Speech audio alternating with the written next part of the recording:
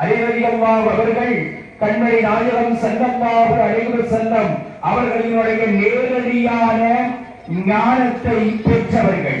இன்னும் சொல்ல போனால் ஹஜ்ரத் அலி ரலியல்லாஹு அன்ஹு அவர்களை அல்லாஹ் ரப்பல் ஆலமீன் தனது ஆதி ஆலயமான கஅபாவில் அவர்களை பிரசரிக்கச் செய்தார். நாம் சிந்திக்க வேண்டும், இந்த உலகத்தில் யாரினுடைய பிறப்பும் கஅபாவினுடைய உள் வளாகத்திற்கு இல்லை. ஆனால் சய்யிதுனா அலியின் கர்ரமல்லாஹு வஜ்ஹஹு அவர்களினுடைய பிறப்பு கஅபாவிற்கு உள்ளே இருந்தது. பிறந்த அலி அவர்கள் கண் திறக்கவில்லை. பெருமானார் ஸல்லல்லாஹு அலைஹி வஸல்லம் அவர்கள் தனது பாக்கியம் நிறைந்த கையில் ஏந்திய பொழுதுதான் அலி ரலியல்லாஹு அவர்கள் நபிகளாரை விழித்து பார்த்தார்கள். முதல் பார்வையே முஹம்மது ஸல்லல்லாஹு அலைஹி வஸல்லம் அவர்கள். ஆகையினால் சஹாபாக்களில் அலி ரலியல்லாஹு அவர்களுக்கு அல்லாஹ் வழங்கிய ஞானத்தின் விசாலத்தை நம்மால் மட்டிட்டு கூற முடியாது. அதனாலதான் அன்னரார் எப்படி சொன்னார்கள், அன மதீனத்துல் இல்மி அன மதீனத்துல் இல்மி வ அலியும் பாபுஹா. அலி ரலியல்லாஹு நான் கல்வியின் பட்டணம் என்று சொன்னால் அதன் தலைவாயில் ஹஜ்ரத் அலி ரலியல்லாஹு அன்ஹு என்று சொன்னார்கள்.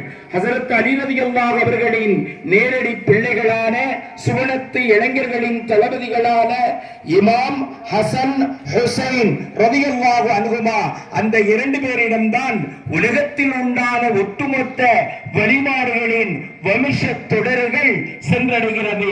அவர்களின் மூலமாக ஹஜ்ரத் அலி ரலியல்லாஹு அவர்களையும் அவர்களின் மூலமாக கண்மணி முஹம்மது ஸல்லல்லாஹு அலைஹி வஸல்லம் அவர்களையும் இவர்களினுடைய அந்த நிஸ்பத் என்கின்ற சனது தொடர் சென்றடைகிறது.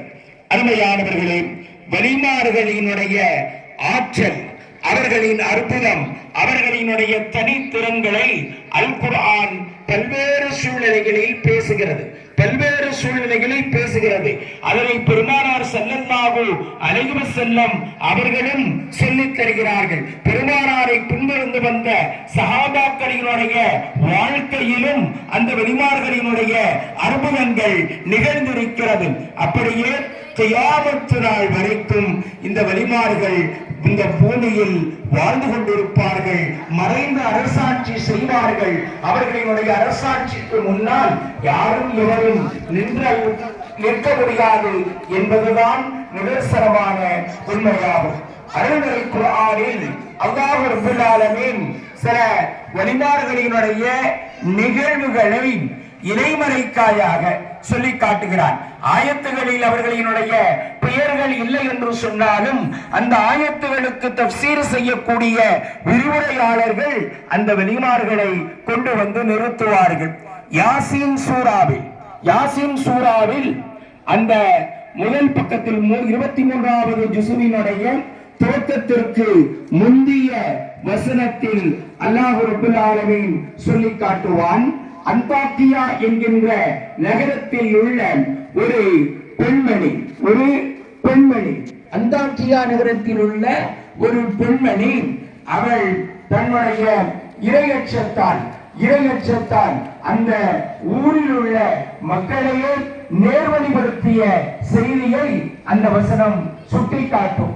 அருமையானவர்களே, அது மட்டுமல்ல, அல்லாஹ் ரப்பல் ஆலமீன் இறை தூதர் சுலைமான் அலைஹிஸ்ஸலாத்து வஸ்ஸலாம் அவர்களினுடைய வாழ்க்கையில் அவர்களோடு ஒன்றிணைந்த ஒரு மிகப்பெரிய வலியுல்லாவான ஆசிம் இப்னு பர்கியா என்பவரினுடைய வரலாற்றை அல் குர்ஆன் சுட்டிக்காட்டுகிறது. ஜின்களுக்கு மத்தியில் பல்கீஸ் ராணியினுடைய சிம்மாசனத்தை கொண்டு வருவதில் இப்ரீத் என்கின்ற ஜின் சொன்னது, நீங்கள் உட்கார்ந்து எழுவதற்கு முன்னால் கொண்டு வருவேன் என்று.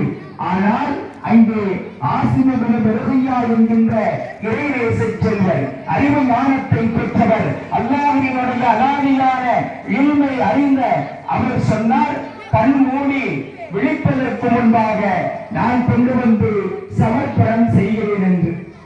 உட்கார்ந்து எழுவதற்கும் கண்மூடி முடிப்பதற்கு மத்தியில் எவ்வளவு நேரமாகிவிடப் போகிறது. ஆனால் அந்த இப்ரீத் என்கின்ற ஜின்னின் வார்த்தையை ஏன் சுலைமான் அலைஹிஸ்ஸலாம் சிந்தித்துக் கொள்ளவில்லை, சிந்திக்க வேண்டும்.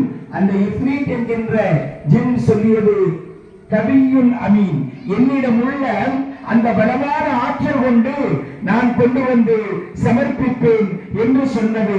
அந்த வார்த்தை இறை தூதர் சுலைமான் அலைஹிஸ்ஸலாம் அவர்களுக்கு பிடிக்கவில்லை.